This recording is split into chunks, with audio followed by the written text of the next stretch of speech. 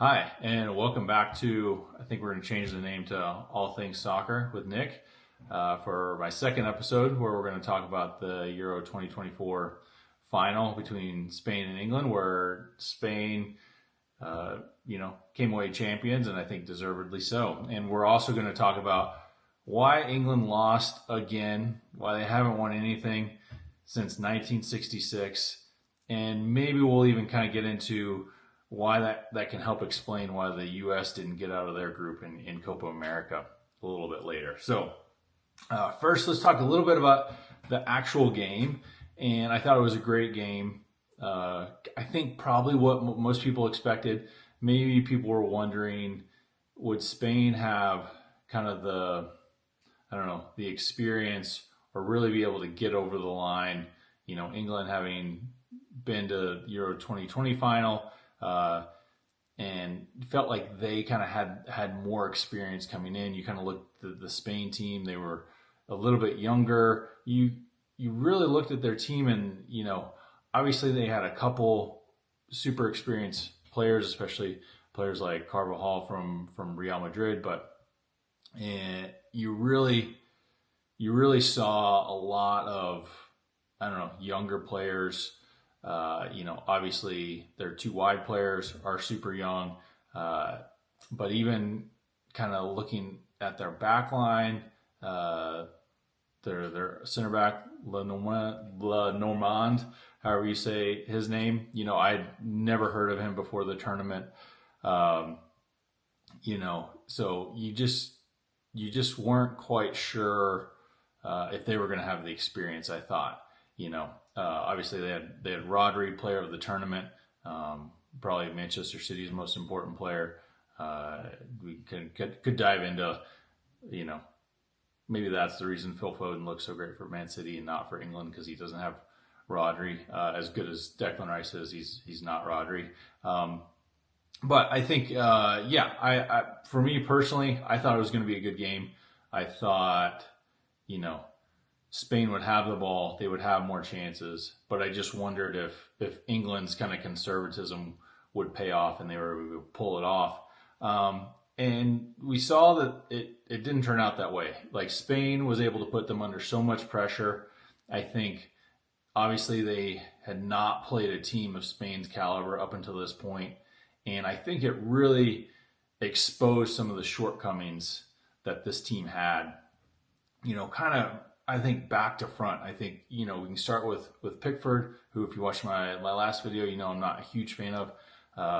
But the amount of times he gave the ball away, just kicking it long, or with his distribution was really poor. And I just kind of wonder, can they get over the line with a goalkeeper that to me just doesn't inspire confidence. You could kind of tell some of the other players were frustrated with him as well.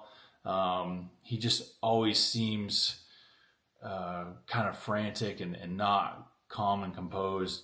So I kind of wonder if the next coach is going to keep Pickford as number one, or kind of look at some other options. And then the back line, you have Kyle Walker, who is super experienced, successful. He's a great defender.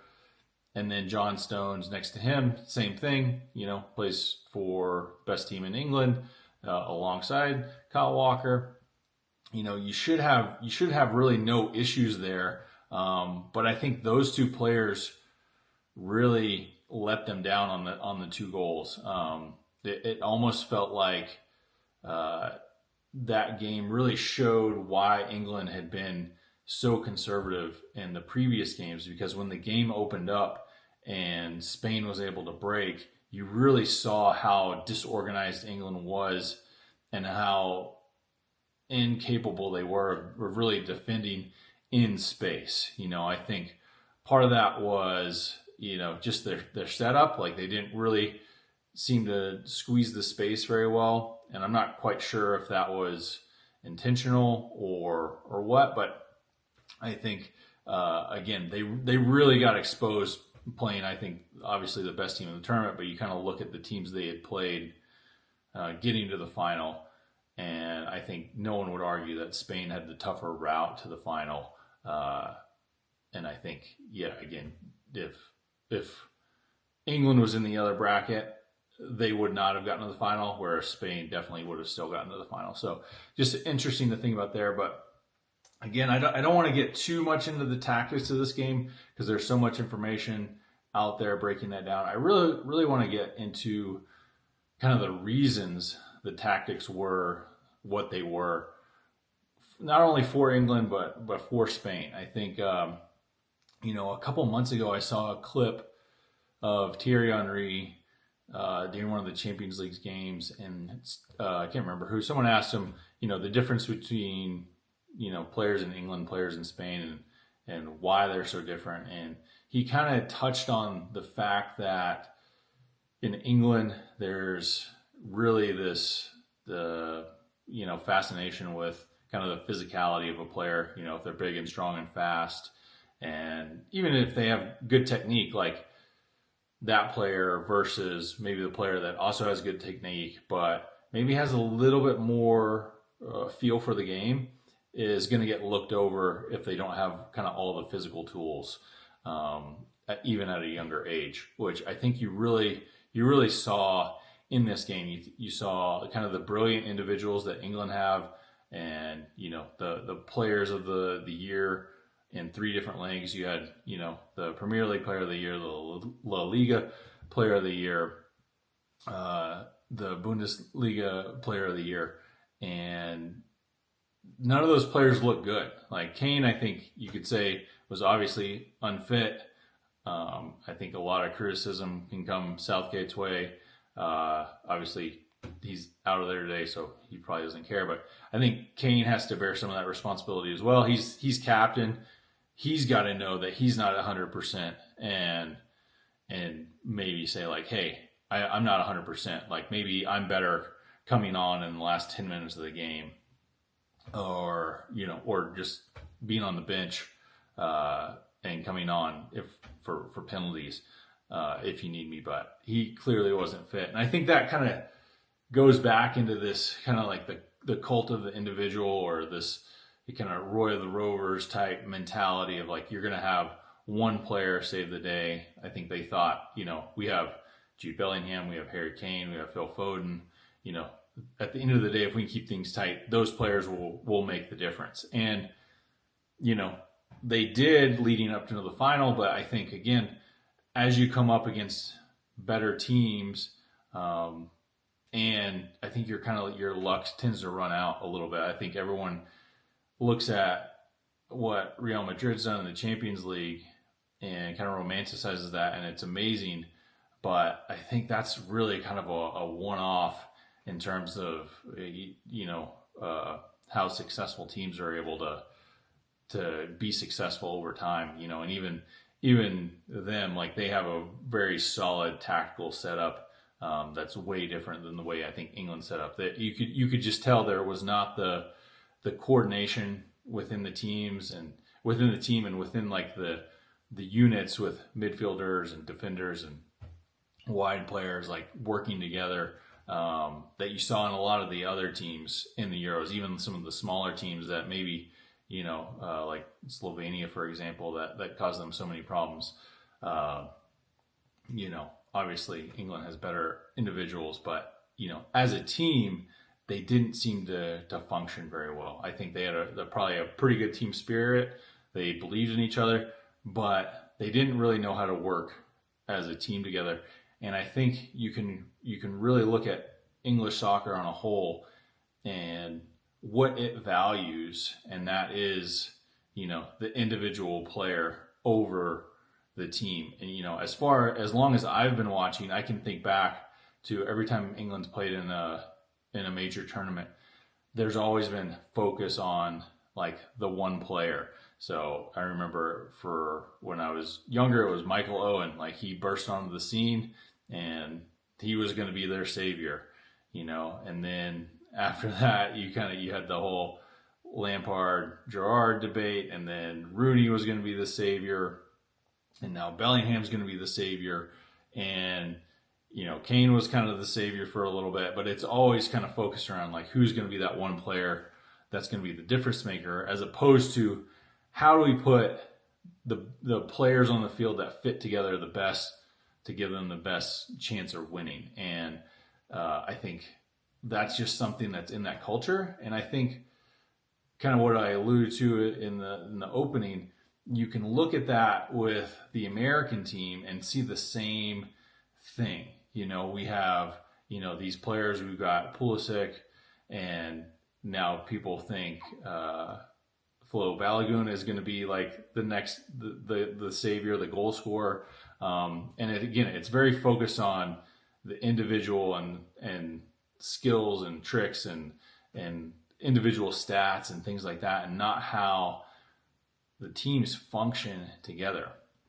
And to go on a little bit of a tangent here and again kind of relate this back to the U.S. men's national team, and how I think you can look at the England team and the issues they're having, and then look at the U.S. men's national team and be like, oh, these are the same issues, is because when I was a kid, and I'm, in my 40s now, so when I was a kid playing soccer, the coaches that came over from Britain, they were English, they were Welsh, Scottish, whatever, like the British coaches that came over and had more knowledge than the American coaches, but that's who America got, who brought America soccer in kind of the 80s and 90s as we were growing up, and club soccer was starting to become a thing, kind of post 94 World Cup, especially when soccer exploded.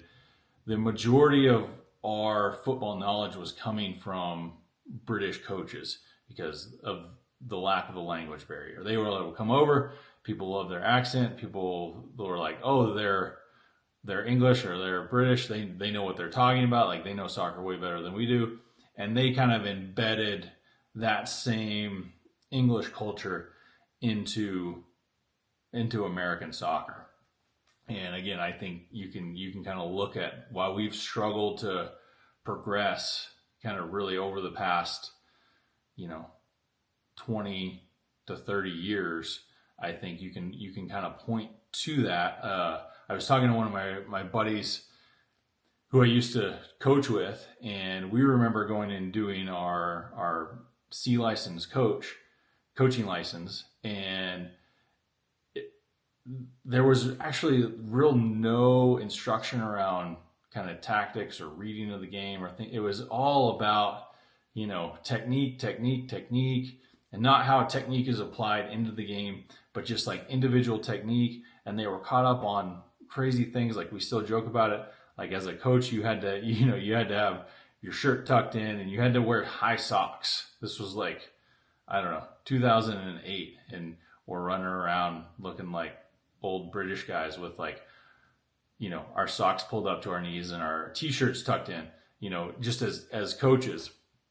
And they were worried about that kind of stuff, as opposed to how to identify players, how to kind of create environments in training that kind of bring out these certain qualities. I think that has gotten a little bit better, but I still think the focus is too much on the individual, and how technical they are, and not how they apply their technique in the game in certain situations. So, I think if you want to blame Greg Berhalter, you can also blame the British for us not getting out of the group for the Copa America. But we'll kind of go back to the Euro final now, and I don't think England are ever going to get over that hump unless they bring a coach in that really understands that part of the game. I think they thought they had that kind of in the past with Sven-Göran Eriksson and Fabio Capello.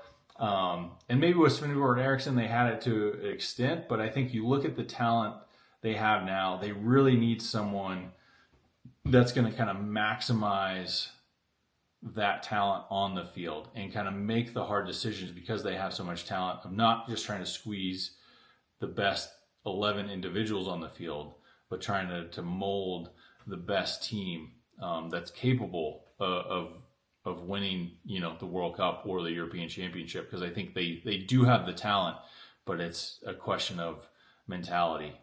You look at these players, especially the players that play at Man City. Obviously, they're able to adapt to the highest level of tactical demands that Pep Guardiola places on them. So surely they'd be able to adapt to whatever tactical demands the national team would place on them. And I just don't think any demands were really placed on them at any high level of kind of thought in this tournament. It just very much seemed to be like, hey, we'll keep it tight at the back, and you guys kind of do your thing, maybe try to get into these spaces, but there was never any like real coordination between like a couple players at a time. It was just very much like, you go do your thing and we'll see if something comes off. And I think you saw against a very good Spain team that's just not going to get it done and get you a championship at that level. So, I think I'd love to hear what you guys think on, was this just a Southgate problem? Is this kind of a cultural problem with English football? Can we blame the U.S.'s stagnation on this as well? Kind of all those things. I think it's super interesting conversation, and I think if you're a soccer fan in the U.S., it's some things you should be thinking about in terms of how we view the game and how we're kind of evaluating players and coaches, and how we're evaluating, is the national team getting better? Are they getting better?